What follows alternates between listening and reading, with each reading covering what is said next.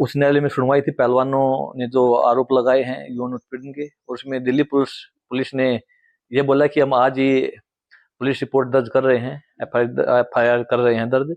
तो इसमें अभी जो जांच शायद पहले भी चली होगी, जब से भी पहलवानों ने अपनी कंप्लेंट करनाल पुलिस में थाने में दी थी, तो अब रिपोर्ट दर्ज करके अब गली जो कार्रवाई होगी, जो कानून प्रक्रिया होगी वो होगी। और अच्छी बात है, लोगों को विश्वास बना रहना चाहिए।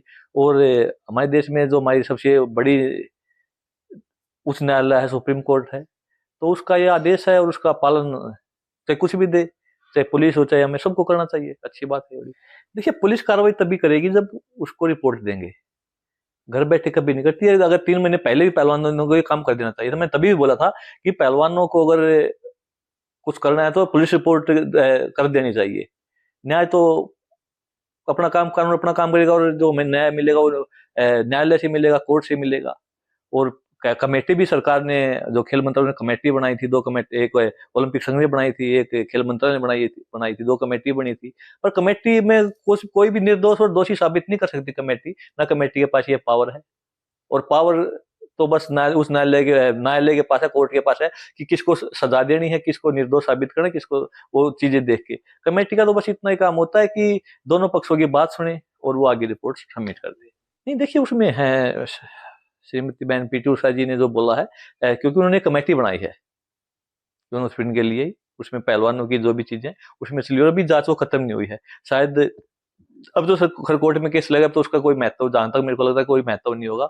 जो भी चीजें होंगी वो जहां तक अभी जांच चलती रहेगी उसकी, वो क्योंकि ये इंटरनेशनल ओलंपिक कमेटी को ये रिपोर्ट सबमिट करनी होती है शायद, जो हमारी करनी होती है, और हमें ये ओलंपिक संघ को देनी है। ये करके ये अपनी जांच चलती रहेगी, पर इसमें किसी को सजा नहीं दे सकते। और कोई दोषी है भी तो इसमें कमेटी या किसी के पास भी पावर नहीं है कि किसी को दोषी साबित करके उसको सजा दे दे। सजा प्रावधान बस कोर्ट के पास होता है। देश का प्रधानमंत्री भी किसी को सजा नहीं दे सकता इस तरीके कि भाई इसको इतने दिन की सजा कर दी। तो जो काम, जिसका जो काम होता है वो काम वही करता है। तो पीटी उषा जी ने बोला कि ऐसे नहीं आते, तो उनका कहने का मतलब शायद ये हो सकता है कि भाई अभी जांच चली थी, अभी आप इस चीज पे आए हो। और पर यह है कि पहलवानों को अपनी जो परेशानी थी वो अपने इसलिए जंतर मंत्र बैठे थे, तो वो अपनी जगह है, दोनों ठीक है।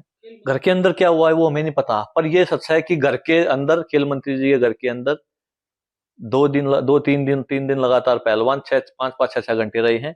और घर के बाहर आप जैसे भाई मीडिया वाले हमेशा खड़े रहते थे, ये तो सबको पता। पर अंदर किसकी क्या बात हुई, कौन कितना क्या टाइम मिला, वो तो मैं नहीं पता। हाँ, पर यह है कि खेल मंत्री जी ने अपने घर पे 2-3 दिन बुलाए इनको, और पूरा समय वो पहलवान वहां पे रहे थे रात को। देखिए, पुलिस रिपोर्ट दर्ज हो चुकी है, और जहां तक मेरा मानना है तो अभी एशियन गेम्स भी हैं, तो अपनी तैयारी को जरूर ध्यान में रखना चाहिए। अगला पहलवानों का क्या डिसीजन है, क्या ये चाहते हैं, मेरे को नहीं पता। वो तो वो खुद जो उनके मन में है वो देखेंगे। हाँ, पर एफआईआर दर्ज हो चुकी है, अब तो अगला काम तो पुलिस का है और फिर कोर्ट का काम है कि वो क्या करते हैं क्या नहीं है। पर जो भी है कि पहलवान चाहते हैं कि एफआईआर दर्ज हो, तो वो चीज हो चुकी है। तो पहलवानों को अपने प्रैक्टिस पे ध्यान देना चाहिए।